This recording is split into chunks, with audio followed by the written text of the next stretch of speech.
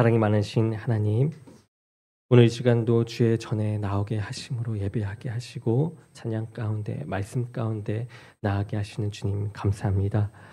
또 진정한 말씀 가운데 나아갈 때 주님께서 깨닫는 은혜를 더하여 주시고 그 가운데 주님을 향하여 힘껏 나아갈 수 있는 능력을 힘을 더하여 주옵소서.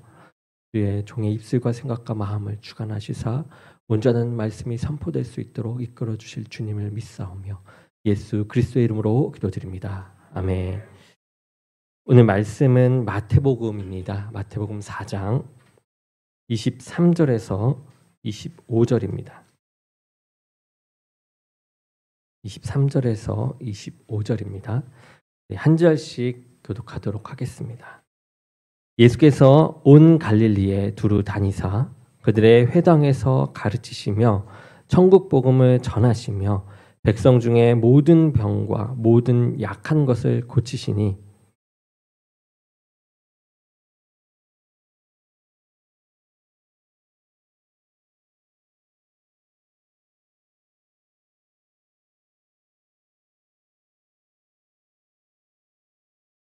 갈릴리와 데가볼리와 예루살렘과 유대와 요단강 건너편에서 수많은 무리가 따르니라. 아멘.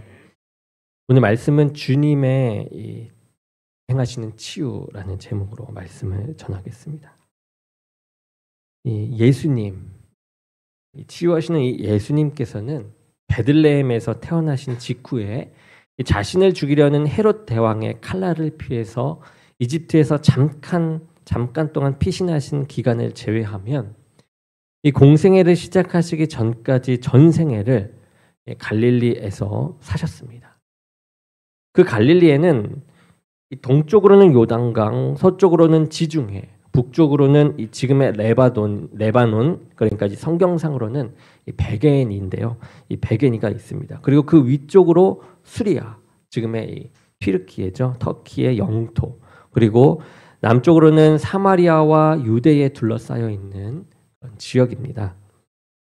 이 로마의 역사가 요세푸스가 쓴 이 갈릴리는 갈릴리의 크고 작은 성읍이 204개가 있는데 그 모든 성읍의 남정네들은 한결같이 가난한 어부이거나 목자 또는 농부들이었다라고 증언하고 있습니다. 바로 그 가난한 갈릴리에서 주님께서 당신의 공생애를 시작하셨다라는 겁니다. 갈릴리에서 시작하신 이 주님의 공생의 내용이 어떠했는지 오늘 본문이 보여주고 있는데요. 우리 다 같이 마태복음 4장 23절을 읽어보도록 하겠습니다. 시작. 예수께서 온 갈릴리에 두루 다니사 그들의 회당에서 가르치시며 천국 복음을 전파하시며 백성 중에 모든 병과 모든 약한 것을 고치시니 이 공생애를 시작하신 이 주님께서 행하신 가장 중요한 사역이 두 가지가 나오는데 첫 번째가 무엇이냐? 천국 복음을 전하였다라는 것이고요. 두 번째가 병자들의 모든 병을 고쳐 주신 것입니다. 초기 주님의 이 공생의 사역은 말씀 사역과 치유 사역 이 두 가지로 나타났던 것이죠. 예수님께서 병자들을 고쳐 주시는 이 일을 행하시니까 그런 고쳐주신다는 그 소문이 삽시간에 퍼져나가기 시작합니다. 어디까지 퍼졌느냐? 이 북쪽 레바논을 거쳐서 지금의 터키, 튀르키의 영토 수리아 땅까지 전해졌어요. 수리아 땅은 대부분이 이방인들입니다. 대부분의 주민들이 이방인인데요. 그 수리아 땅에서부터 온갖 종류의 병자들이 이 남쪽 갈릴리에 계신 예수님을 찾아 나와왔어요. 간질 걸린 사람, 귀신 들린 사람, 중풍병자들은 당시로 보면 모두 불치병 환자들입니다. 그 모든 병자들이 주님을 찾아와요. 그런데 주님께서는 그들에게 이렇게 얘기하지 않으시죠. 치료비가 있어? 학력은 어때? 또는 너의 인격은 어떻지? 라는 그런 질문을 묻지 않으시고 당시 찾아온 모든 환자들, 어떠한 사람이든 다 그 모든 병자들을 다 고쳐주십니다. 이 마태복음 4장 25절에 이렇게 나오죠. 갈릴리와 데가볼리와 예루살렘과 유대와 요단강 건너편에서 수많은 무리가 따르니라. 갈릴리에 204개의 성읍이 있다라고 말씀드렸는데 그 성읍들 곳곳에서 사람들이 모여드는 것은 말할 것도 없고 이 데가볼리에서도 사람들이 모여들었다라고 했습니다. 데가볼리는 10개의 도시들이라는 의미예요. 이 헬라 제국의 알렉산드로스 이 대왕이 죽은 뒤에 그 후계자들이 헬라인들을 위해서 건설한 이 10개의 도시 연맹체를 의미합니다. 이 10개가 10개 헬라의 도시 자체가 이스라엘 전역에 퍼져 있었다라는 것이죠. 그 헬라인 도시 사람들이 예수님을 찾아와서 이제 병고침을 받습니다. 그들은 모두 이방인들입니다.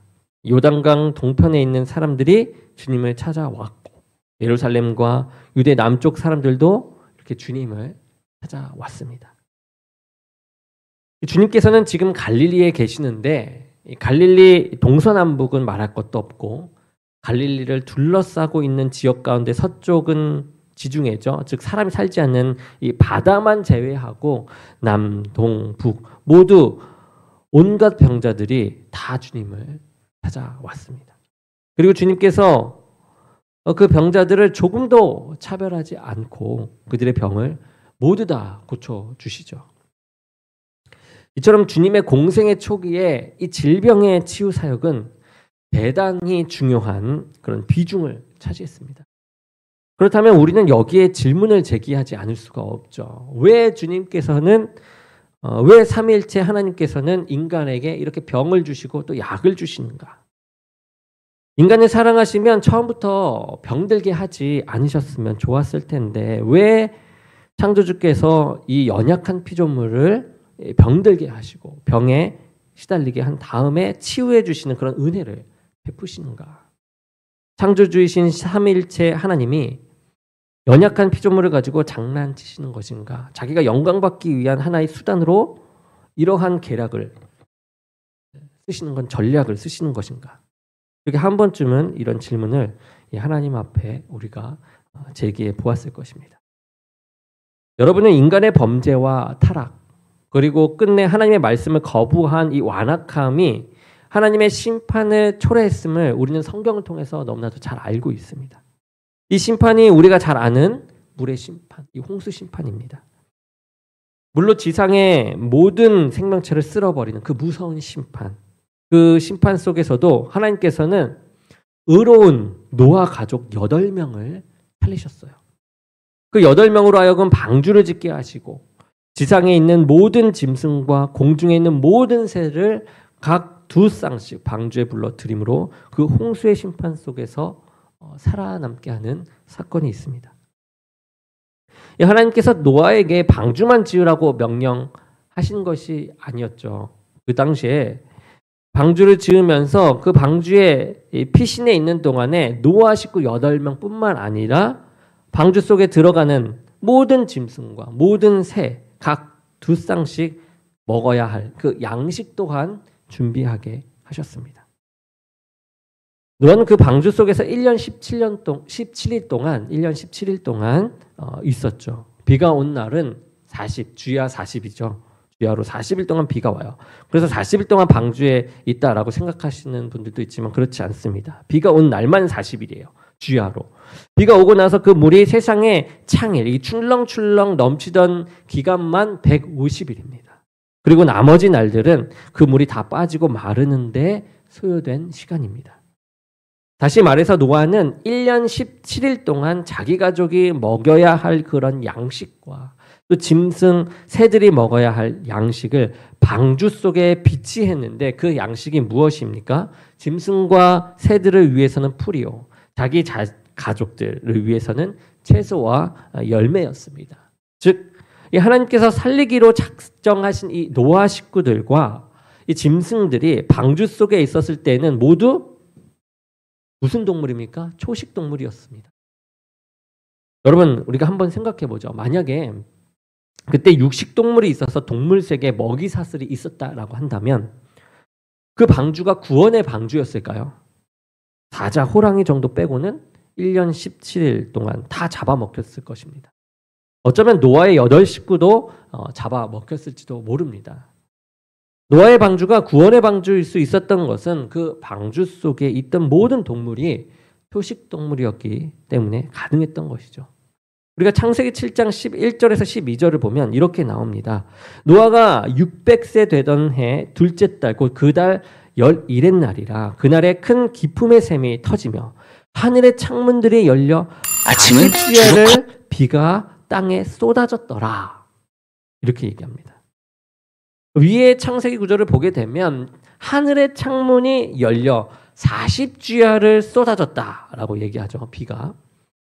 여러분 만약 여름에 폭우가 온다라고 우리가 생각해 볼 때 24시간만 폭우가 오면 어떻게 됩니까? 24시간 내내 물난리가 나죠. 다 떠내려 갈 것입니다. 사흘 동안만 밤낮으로 쉬지 않고 폭우가 쏟아지면 비상사태가 선포될 것이에요. 우리가 장마철을 보면 하늘에 아무리 이 먹구름이 끼어도 사흘 밤낮으로 비가 내리지는 않는 걸 우리가 볼 수 있습니다. 비가 오다가 멎다가 구름이 형성되어서 또 비가 오다가 멎다가 이렇게 장마철이 계속 되는 것이죠. 이 40일 밤낮을 내린 이 비는 이 구름층에서 형성한 비라고 볼 수가 없는 것이죠. 비가 아니었습니다. 그런 비가 아니었어요. 구름층에서 형성된 비라면 절대로 40주야를 내릴 수가 없는 것이죠. 이때 비라고 표현된 이 물이 무엇입니까? 대기권 밖을 감싸고 있던 하나님께서 창조하실 때 말씀하신 궁창 위의 물. 그 물이 떨어져서 이 노아의 홍수 때 내린 것이죠. 하나님께서 그 물충이 떨어지도록 하늘을 열어버리신 것입니다. 그 물이 40주야 동안 쏟아져요. 바꿔 말하면 이 태양의 직사광선 있죠. 이 광선이 인간에게 닿지 않도록 차단막 역할을 했던 그 궁창의 물, 그 보호막이 이제 사라져 버린 것입니다. 그 이후부터 인간은 어떻게 됩니까? 태양의 직사광선을 직접 맞으면서 살게 돼요. 그러면서 생태계에 이 대변화가 일어나게 됩니다. 그때부터 인간과 동물의 세계에 중요한 변화가 일어나기 시작하는데요. 첫 번째가 인간의 수명이 단축이 되는 것을 볼 수 있어요.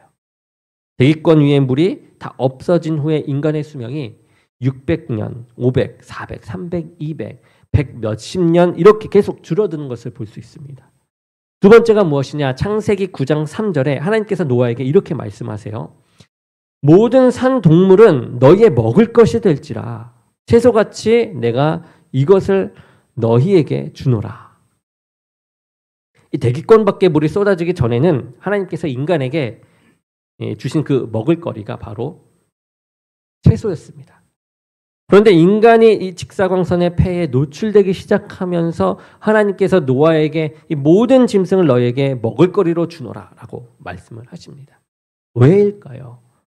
하나님께서는 자신이 만든 인간이 이렇게 대변화가 이루어진 이 세상, 태양의 직사광선을 받게 되는 그런 상황들, 홍수로 인해서 지각이나 변동이 된 그런 상황들 가운데 이제는 육식을 해야 생존할 수 있겠구나, 있는 존재가 바로 이제 인간이구나라는 것을 이미 알고 계셨기 때문입니다. 그래서 육식을 하게 하신 것이죠. 그 이후부터 어떻게 합니까? 인간만 육식을 한 것이 아니라 동물의 세계에도 이제 육식동물이 나타나기 시작한 것이에요. 그 결과 동물의 세계에 이 잔인한 먹이 사슬이 시작됩니다. 그러면 왜 하나님께서 이 동물의 세계에 이 잔인한 먹이 사슬을 있게 하셨을까? 이게 하나님 책임입니까? 그것이 결코 아니다라는 것이죠. 그것은 인간의 죄로 말미암아 자연계와 생태계가 파괴되었기 때문입니다. 동물 세계의 잔인한 먹이 사슬이 시작되는 것은 하나님의 책임이 아니라 철저하게 인간의 책임이라는 것이죠. 인간의 죄가 자연계를 파괴했고, 인간의 죄가 생태계의 질서를 무너뜨렸고, 인간의 죄가 평화로운 동물 세계에 잔인한 먹이 사슬이 드러나게 했습니다. 그러므로 그 현상의 결과는 결코 하나님의 책임일 수는 없는 것이죠. 그렇다면 우리가 잘 아는 그 이사야 선지자가 말했던 그 새 하늘과 새 땅이 도래할 때 이때 육식 동물이 초식 동물로 바뀌어서 모든 동물이 한데 어우러지는 그 세상이 온다라고 했는데 그 의미도 우리가 이것으로 알게 되는 것이죠. 그 역사의 종말이 되어야 하나님께서 비로소 동물의 세계의 이 먹이사슬을 해제하신다라는 그런 말이 아니에요. 종말 때에 먹이사슬을 해제하신다라는 말이 아니라 인간의 죄로 말미암아 동물 세계에 생겨나게 된 이 먹이사슬을 하나님께서 해제하심으로 먹이사슬이 없도록 한 그 창세 때 창조 시의 그 자연 세계로 회복시키신다라는 의미입니다. 회복의 의미예요. 그렇다면 처음의 질문으로 우리가 돌아가 보면 하나님께서 왜 병 주고 약 주십니까? 처음부터 병들게 하지 말지 병들도록 내버려 두고 왜 치유해 주시는 그런 선심을 베푸는 듯한 모습을 보이십니까? 인간의 육체가 병들 수밖에 없다면 인간의 육체가 병들도록 창조하신 하나님의 책임일 수밖에 없는 것 아닌가? 우리가 이렇게 생각할 수 있지만 이제 이 이야기를 들었을 때 어떻습니까? 이 질문 자체가 틀렸다라는 사실을 알 수가 있게 되죠. 하나님께서 태초에 인간을 창조하셨을 때 인간은 죽지 않는 존재였어요. 죽음이란 단어 자체가 없었습니다. 인간의 죄가 이 육체의 죽음을 초래했어요. 죄의 삭은 사망인 까닭입니다. 죽지 않는 존재인 이 인간의 육체에 죄로 말미암아 죽음이 왔다라는 것. 그것은 무엇을 의미하는 것이에요? 본래 병들지 않는 육체로 만들어 주셨던 이 하나님의 선물인 인간의 육체가 이제 죄의 결과로 인해서 병들지 않을 수 없는, 병들 수밖에 없는 육체로 전락해 버렸다라는 것입니다. 그 이후부터 인간은 살아있는 동안 내내 이 건강한 사람이라 할지라도 결국엔 각종 질병에 시달리며 결국 병으로 그 육체가 죽게 됩니다. 그러므로 인간의 육체가 병에 시달리고 병으로 죽어가는 것도 결코 하나님의 책임이 아닙니다. 인간 육체의 질병 또한 철저하게 인간의 책임이죠. 근데 이 말을 오해하지 마시기 바랍니다. 만약에 지금 여러분께서 심한 병을 앓고 계시다면 그분이 다른 사람보다 더 많은 죄가 있기 때문이거나 뭐 다른 사람보다 더 큰 죄인이기 때문에 그런 병이 걸렸다. 이것이 아니라는 거예요. 그런 의미가 아니라는 겁니다. 어떤 인간이든 병에 시달리게 되는 그 근본적인 원인이 병이 찾아오게 된 그 원인이 인간의 범죄에 있다라는 그런 의미에서 모든 질병의 책임은 철저하게 인간 모두에게 있다라는 말을 하는 것입니다. 히틀러 시대에 이 독일의 모든 국가 교회는 히틀러의 하부기관으로 전락해 버립니다. 독일 국가교회와 교인들은 온 유럽 대륙을 유린하는 이 히틀러와 독일군이 이기도록 기도를 해요. 교회성을 상실한 그 교회 속에서 참된 교회의 본질을 회복하기 위해서 자신의 생을 던졌던 사람이 있는데 바로 본회퍼 목사님이십니다. 이 본회퍼 목사님은 히틀러 암살 계획에 가담했다가 체포당해서 히틀러에 의해 교수형을 당합니다. 그에게는 사귀던 연인이 있었어요. 그 연인의 이름이 이 마리아인데 이 마리아 역시 사랑하는 아버지와 오빠가 나치군의 이 진직당해서 전장에서 무참하게 죽임을 당하는 아픔을 겪었습니다. 누구보다도 정직하게 살고 순박했던 이 아버지와 오빠가 야수와도 같은 이 히틀러의 야욕 때문에 무참하게 죽는 것을 보고 그녀는 이 본회퍼 목사님에게 편지를 써서 보냅니다. 하나님을 사랑하는 내 아버지, 내 어머니, 내 오빠를 어떻게 하나님께서 이렇게 무참하게 죽여버릴 수 있느냐라는 것이죠. 그러한 내용의 편지를 보내요. 그 편지를 받고 이 본회퍼 목사님이 마리아에게 쓴 편지, 답변 중에 이런 내용이 있습니다. 사람들을 죽이는 것은 세상과 인간의 증오와 악입니다. 하나님께서는 언제나 세상과 인간이 죽인 사람을 살리십니다. 하나님께서 당신의 아버지와 오빠의 삶을 마치게 하신 것이 아니라 그분들로 하여금 새로운 삶을 영원토록 시작하게 하셨습니다. 여러분, 하나님의 구원과 사랑을 이보다 더 간단 명료하게 또 구체적으로 표현할 수 있을까요? 이 히틀러는 마리아의 이 아버지와 오빠를 죽였어요. 그러나 하나님은 그 아버지와 오빠를 예수 그리스도의 십자가 안에서 영원히 살리신 분이십니다. 이것이 본회퍼 목사님이 말씀하신 답변이에요. 우리가 살고 있는 이 세상에서 일어나고 있는 그런 모든 문제, 잔인하게만 보이는 모든 사건의 그런 모든 원인과 책임은 바로 우리 자신에게 있습니다. 우리 인간 자신에게 있는 것이죠. 우리의 죄가 자연계와 생태계를 파괴시켰어요. 그리고 우리의 죄가 동물 세계에 이 잔인한 먹이사슬을 초래했습니다. 우리의 죄가 우리의 육체를 질병의 노예로 전락시켰어요. 그리고 우리의 죄가 우리로 하여금 사망의 올무에서 벗어나지 못하게 한 것입니다.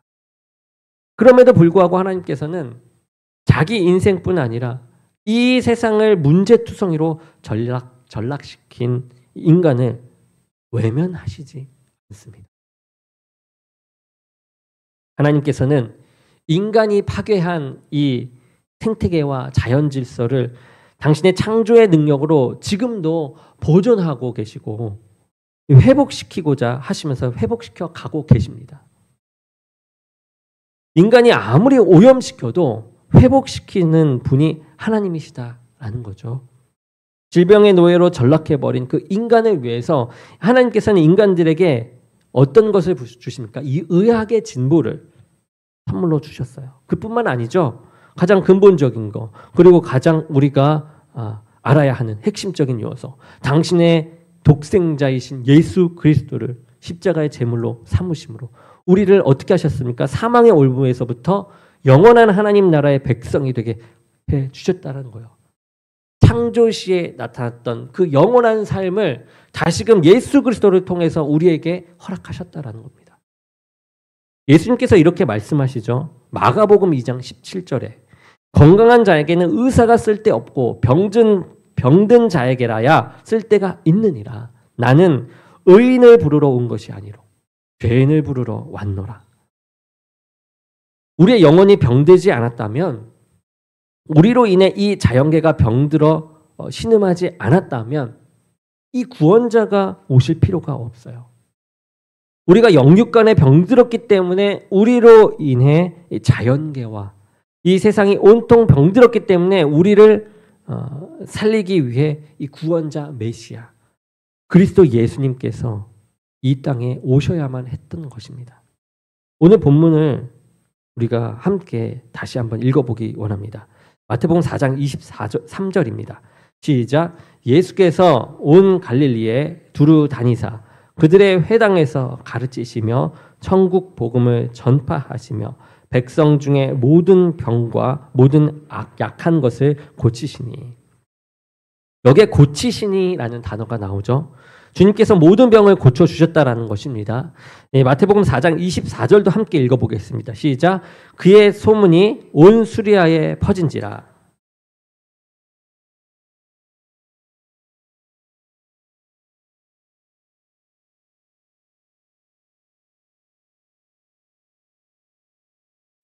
모든 병자를 곧 고쳐주셨다라는 것입니다. 우리말로 이 고치시더라라는 그런 말은 헬라어 말로 테라피오라는 동사로 기록되어 있습니다. 이 테라피오에서 파생된 단어가 치료라는 뜻, 우리가 잘 아는 테라피입니다.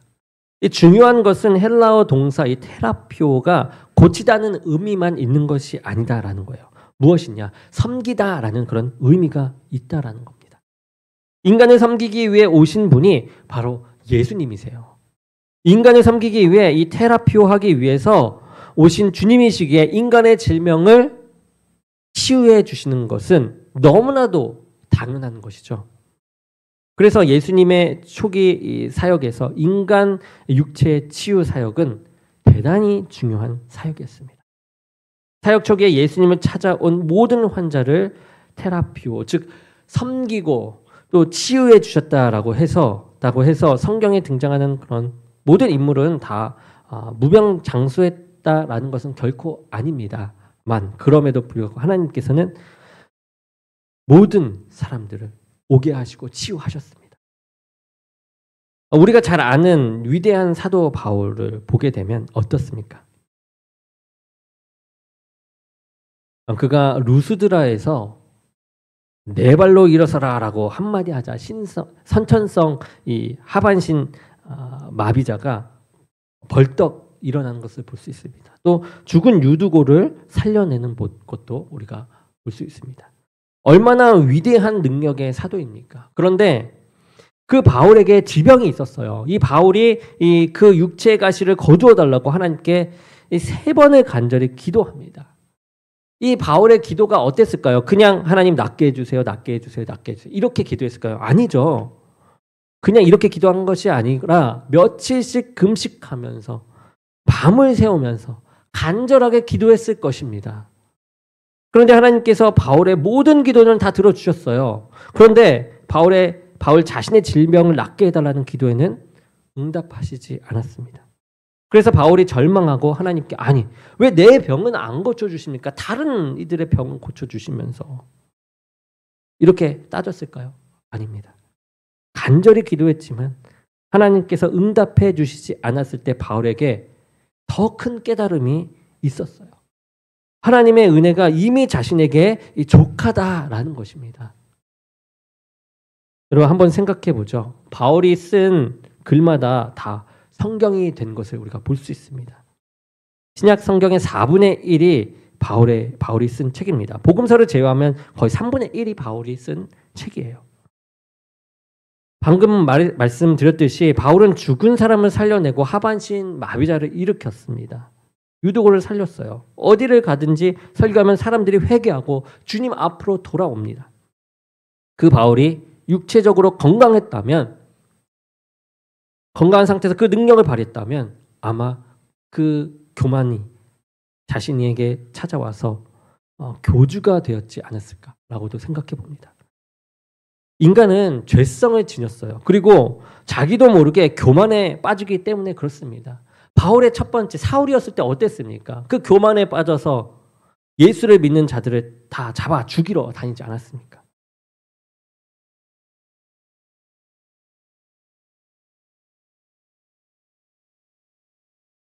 그래서 하나님께서 그의 지병을 낫게 해달라고 낫게 해달라고 이제 기도를 했을 때 기도를 들어주시지 않았기 때문에 바울은 일평생 그 연약한 육체를 가지고 날마다 하나님의 은혜를 구하는 그런 겸손한 삶을 살 수밖에 없었습니다. 그런 바울이 그 의도를 알고 하나님의 뜻을 알고 뭐라고 고백합니까? 내가 가장 약할 때 가장 강하다. 고린도후서에 그렇게 이야기하지 않습니까? 지병을 가진 육체로 그 약한 육체로 자신의 인생을 지탱할 수 없음을 너무나도 잘 알기에 날마다 하나님의 은혜를 구할 수밖에 없었고 이 약함 때문에 하나님께서 주시는 은혜가 자기 삶 속에 넘침으로 자기가 더 강할 수가 있었다라는 것입니다. 공생의 초기 예수님의 이 질병 치유 사역을 전해주는 오늘 본문처럼 이 신약 성경은 이 첫 번째 책 마태복음 16장에 이르기까지는 예수님께서 당신을 찾아오는 모든 병자를 가리지 않고 치유하시면서 고쳐주십니다. 그런데 이 16장 이후부터는 16장을 분기점으로 그 이후에는 주님께서 병자들을 고쳐주시지 않아요. 환자가 찾아왔다가 왔었다라는 그런 기사도 없고 환자들을 고쳐주셨다라는 기사도 없습니다. 단 예외로 3번이 나오는데 마태복음 17장을 보게 되면 예수님께서 이 변화산에 올라가셔서 그 모습이 변화되는 장면이 나와요. 그 모습이 얼마나 신비로웠던지 특히 주님께서 이 신비스럽게 변화된 모습으로 하늘에 내려온 이 모세와 이 엘리야와 이야기하는 광경이 얼마나 황홀했던지 베드로가 이야기하지 않습니까? 주님, 초막 셋을 지어서 여기에서 우리가 삽시다. 이렇게 말할 정도였어요. 주님께서 그 직후 산에서 내려오시자 한 아이와 아버지가 예수님 앞에 나와요. 그래서 그 아버지가 주님께 얘기하죠. 주님, 내 아들이 귀신에 들려서 불에도 넘어지고 물에도 빠지고 자기 생명을 스스로 해하고 있어서 당신의 제자들에게 데려왔는데 제자들이 아무것도 못합니다. 라고 이렇게 고합니다. 그러자 예수님께서 그 아이에게 귀신이 나가라고 하시고 아이를 고쳐주시죠. 무엇을 보여주기 위해서였을까요? 주님을 3년 동안 따라다녔음에도 여전히 무기력하기만 한 이 제자들의 실상을 보여주기 위해서 주님께서 치유해 주신 것입니다. 또 마태복음 20장을 보게 되면 예수님께서 이제 십자가에 못 박혀 죽으시려고 예루살렘으로 향하기 위해 이 여리고를 통과하십니다. 그 여리고 길에서 두 맹인이 주님께 자비를 구하고자 주님께서 그들의 자비를 구하고자 오고 그들을 위하여 주님께서 그들의 눈을 열어주시죠.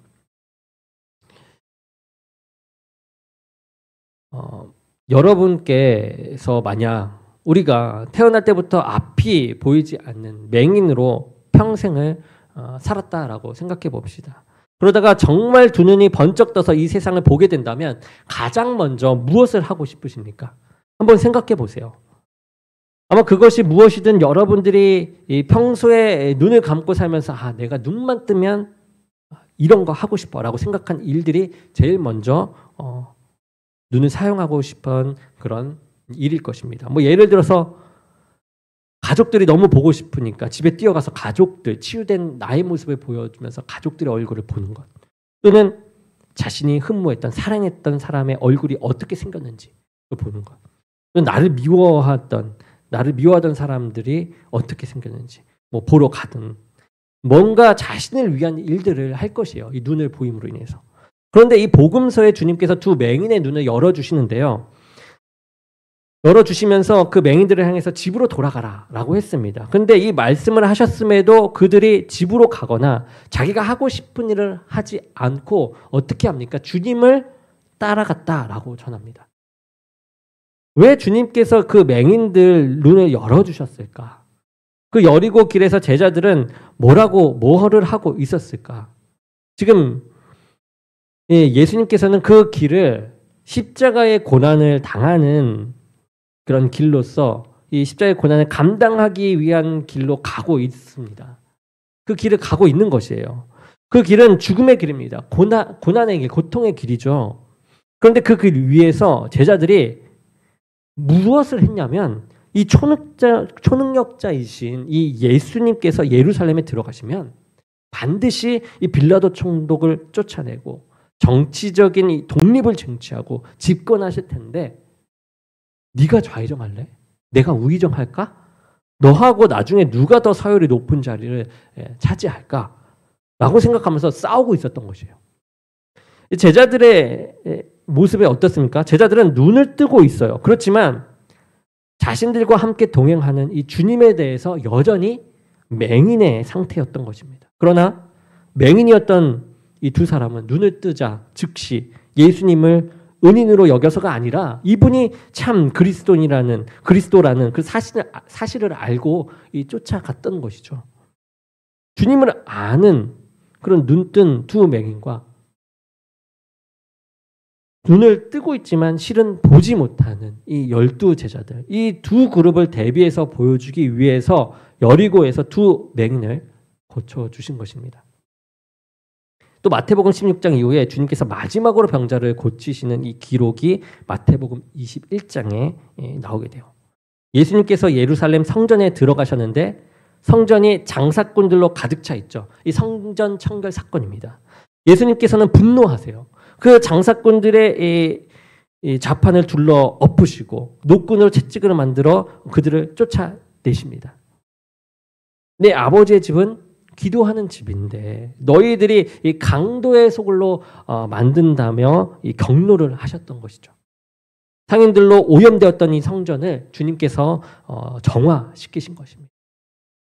그때 맹인과 다리 저는 사람들이 주님 앞에 나와서 주님께 고침을 받았다라고 기록되어 있습니다. 우리에게 무엇을 일깨워주기 위해서 이 고침이 있었느냐? 이 사도 바울은 예수 그리스도의 이 구원 이후에 벽돌로 된 집이 성전이 아니라 우리 자신이 성전이라고 하지 않습니까? 우리 자신을 한번 들여다보시기 바랍니다. 마태복음 21장의 이 더러운 상인들로 가득 찬 강도의 속으로 변한 예루살렘의 성전과 똑같지 않습니까? 이 속에 온갖 더러운 탐욕과 욕망과 이 거짓으로 가득 차 있는 나를 발견하지 않습니까? 그렇기 때문에 우리의 몸은 예배당을 다닌다 할지라도 우리의 심령 속에 하나님의 생명과 그 능력이 임하는 주님의 통로로 쓰임받지 못하는 것입니다. 그래서 성전 정화를 통해서 그 성전이 비로소 주님의 치유의 통로가 되듯이 주님의 생명의 능력은 성전인 너희의 심령을 정화시키며 언제든지 너희를 통해 역사하신다는 걸 보여주기 위해서 이 정화된 성전에서 병자를 고쳐주신 것입니다. 한마디로 내 마음에 하나님을 세우고 내 마음에 더러운 것들을 내려놓고 하나님을 세우고 하나님을 내 안에 가득 채우면 그 안에 무엇이 나타난 거예요? 치유의 역사가 나타나는 겁니다. 하나님의 능력이 그 안에서 나타난다라는 것을 보여주는 것입니다. 이 세 가지를 제외하고는 마태복음 16장 이전부터 찾아오는 병자를 다 고쳐주셨다거나 온갖 병자들, 각색의 병을 앓는 사람들을 다 고쳐주셨다라는 기록은 나오지 않습니다. 왜 그렇습니까? 이 마태복음 16장 16절에서 베드로의 위대한 신앙 고백이 나오죠. 주는 그리스도시요 살아계신 하나님의 아들이십니다. 주님께서 그 반석과도 같은 이 베드로의 고백 위에 내 교회를 세우리라라고 말씀하시지 않습니까? 인간의 몸을 입고 오신 이 나사렛 예수, 그분이 바로 성자 하나님 메시아라는 것입니다. 그 사실이 베드로의 입에 의해서 밝혀지자 즉시 예수님께서 하신 말씀이 있어요. 무엇이냐? 이제 내가 예루살렘에 올라가서 십자가에 못 박혀 죽을 것이다. 그러나 3일째 되는 날 나는 다시 살아날 것이다. 주님께서 십자가 고난과 부활을 통해서 인간을 구원하시고 모든 인간의 이 구원을 위해 구원 사역을 성취하실 것임을 이제 이 시간 이제서야 밝히신 것입니다.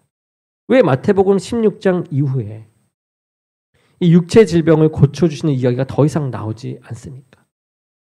당신의 십자가 고난과 이 부활 속에서 죽음의 제물로 영원히 멸망해야 할 인간들을 영원히 살려내신 것보다 더 완전한 치유가 어디 있겠습니까? 내가 질병에 걸렸는데 아무리 좋은 약을 우리가 먹는다고 할지라도 아무리 주님의 초능력적인 은혜로 우리가 지금의 병이 낫는다 할지라도 이 육체는 절대로 천년만년 살 수가 없습니다. 이 육체는 때가 되면 호흡이 끊어지고 썩어 문드러집니다. 100년 뒤에 우리의 육체의 형체를 우리가 한번 생각해 보죠. 100년 뒤에 우리는 다 썩어 문드러지고 없어요. 그럼에도 불구하고 주님께서 당신의 십자가의 보혈로 우리를 영원히 살리신 그 영원한 영적 치유보다 더 귀한 것이 없음을 깨달으라라고 하는 것입니다. 그래서 마태복음 16장 이후부터는 십자가를 통한 주님의 완전한 구원, 영원한 치유만 우리에게 되새기게 해 주시는 것이에요. 진정한 치유가 이런 병 고치거나 마음의 치유 이것이 아니라 영원히 살 수 있는 이 치유가 주님에게 있다. 하나님에게 있다. 이것을 얘기하는 거죠. 여러분께서 육체 질병을 앓게 되면 주님의 도우심을 간구할 수 있습니다. 간구해야만 합니다. 그것은 연약한 인간으로서 주님께 행할 수 있는 기도이고 당연히 지닐 수 있는 마음이에요. 당연히 해야 합니다. 그 능력을 믿고 기도해야 합니다. 그러나 만약 기도하였음에도 불구하고 여러분의 병이 낫지 않는다면, 여러분의 가족의 병이 낫지 않는다면 사도 바울처럼 마태복음 16장 이후로 성숙하게 여러분의 마음에 여러분의 이 믿음의 장을 넘겨야만 합니다. 사도 바울은 질병을 고쳐달라고 기도했어요. 그렇지만 나음을 입지 못하고 평생 병자로 살았습니다. 그러나 그는 병의 노예로 살지 않았어요. 병자이지만 병의 주인으로 살았습니다. 그래서 그 병자의 몸으로 날마다 주님의 은혜를 구하는 가운데 우리가 아는 그 완전한 영적 사도의 발자취를 남길 수 있었던 것입니다. 그는 영적으로 치유를 받은 사람인 것이죠. 모든 사람의 이 신앙은 마태복음 16장 이전부터 시작해야 됩니다. 부단히 기도하며 하나님께 치유를 간구해야 합니다. 그러나 그 신앙은 이제는 자라나가야 한다는 것이죠. 무엇을 얻기 위해서 기도하는 것에 그치는 것이 아니라 자라나가야 합니다. 그리고 때가 되면 16장 이후로 넘어가야 하죠. 그때 내 삶을 통해서 예수 그리스도의 십자가 고난과 이 부활의 영광이 드러나고 열매를 거두게 되는 것입니다. 일본의 여성 작가 미우라 아야코의 고백문이 있습니다. 이 미우라 아야코 여사는 평생 병자로 살았어요. 사도 바울과 비슷한 부분입니다. 젊은 시절에 이 척추 카리에스라는 병인데요. 이 결핵성 척추염이라고 합니다. 이것으로 7년 동안 꼼짝없이 누워 있었어요. 이 병으로 인해서 계속 나이가 들면서 대장암으로 죽을 때까지 그는 평생 온갖 질병 속에 살았습니다. 한 번도 그의 육체에서 병이 떠난 적이 없어요. 그런데 미우라 아야코 여사가 그 병 속에서 이런 고백을 합니다. 병들지 않고는 드릴 수 없는 기도가 따로 있습니다. 병들지 않고는 들을 수 없는 하나님의 말씀이 따로 있습니다. 병들지 않고는 나아갈 수 없는 성소가 따로 있습니다. 병들지 않고는 나는 사람이 될 수도 없었습니다. 사랑하는 여러분, 꼭 자신 또는 가족의 심한 병 때문에 약도 쓰고 이 병원도 다녔지만 낫지 않는 그런 육체의 연약함 때문에 절망하고 계십니까? 마태복음 16장 이전의 믿음으로 기도하시기 바랍니다. 치유됨을 선포하면서 기도하시기 바라요. 그러나 결과는 주님께 맡기십시오. 낫지 않더라도 절망하지 마세요. 그 병 때문에 들을 수 있는 하나님의 말씀이 우리에게 따로 있습니다. 그 병 때문에 드러나지 않을 수 없는 그 병 때문에 드리지 않을 수 없는 기도가 따로 있어요. 그 병 때문에 나아갈 수 있는 하나님의 성소가 따로 있습니다. 그 병 때문에 여러분의 삶이 날마다 사도 바울처럼 하나님께서 창조하신 사람다운 사람으로 빚어갈 수 있습니다. 그 병 때문에 예수 그리스도의 십자가의 고난과 그 부활의 섭리가 여러분의 삶을 통해 이 땅에 이루어질 수가 있습니다. 분명 16장 이전의 믿음으로 기도하는 것이 우리의 희망이에요. 그렇기에 그 치유가 간절히 필요하기에 이 16장 이후의 성장이 어렵고 더디고 힘들게 느껴지기도 합니다. 16장 이전에 그 믿음으로 기도하며 나아지기를 더욱더 우리는 더 바라는 것이죠. 너무나도 어려운고 힘든 문제입니다. 그러나 우리가 성장해야 함을 이것을 알고 16장 이전의 믿음으로 우리가 기도하자라는 것이에요. 치유의 본질을 알자라는 것입니다. 그래서 병을 고치고자 하나님께 나오는 자가 아니라 하나님께 우리가 나아갈 때 하나님의 그 치유하심을 온전히 믿으며 우리가 나아갈 때 병이 고쳐지는 자로 나아가자라는 것입니다. 하나님께 나아감으로 병이 고쳐진다. 저와 여러분이 이것을 깨닫고 주님께 이 인생을 맡긴다면 어떤 의미에서든 오늘은 우리에게 진정한 치유의 날이 될 것입니다. 주님 안에서 치유된 우리로 인해 우리 교회가 이제는 치유의 역사를 일으키는 주님의 통로가 될 것입니다. 이제 우리 모두 오른손 가슴 위에 오른손을 올리시기 바랍니다. 그리고 혹 지병이 있으신 분은 또 병으로 시달리고 계신 분은 왼손을 그 환부 위에 올려주시기 바랍니다.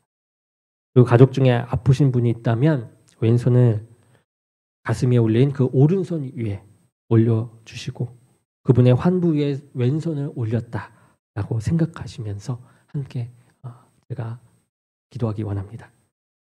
기도하겠습니다. 하나님 아버지, 이 시간 우리의 오른손을 가슴 위에 올렸습니다. 그리고 우리의 왼손을 우리의 육체의 연약한 그 환부 위에 올렸습니다. 오늘 마태복음 4장을 통해서 이 땅에 오셔서 말씀 사역과 또 치유 사역으로 당신의 공생애를 시작하신 주님, 머리 숙인 이 한 분 한 분의 환부를 어루만져 주시고 가족들의 환부를 어루만져 주시고 치유해 주셔서 주님의 뜻이 있으시다 하면 이분들이 이 시간부터 육체가 온전함을 얻을 수 있도록 은혜와 능력을 더하여 주시고 함께하여 주시옵소서. 사도 바울처럼 일평생 지병을 지니고 살아가야 하는 것이 더 주님을 위해서 살아가는 것이라면, 그것이 주님의 섭리라면 이제는 병의 노예가 되지 말게 하여 주시옵소서. 병든 몸을 이끌고서도 그 누구보다도 주님의 사람으로 멋지게 살아가는 영적으로 온전히 치유받는 영적 자유인들이 되게 하여 주옵소서. 그리하여 오늘이 영적이든 또는 육적이든 진정한 치유의 날이 되게 하여 주시고 주님이 부르시는 그날까지 이 세상 그 어떤 것에도 얽매이지 않는 영적 자유인으로 살아가게 하여 주시옵소서. 함께 하실 예수 그리스도의 이름으로 기도드립니다. 아멘.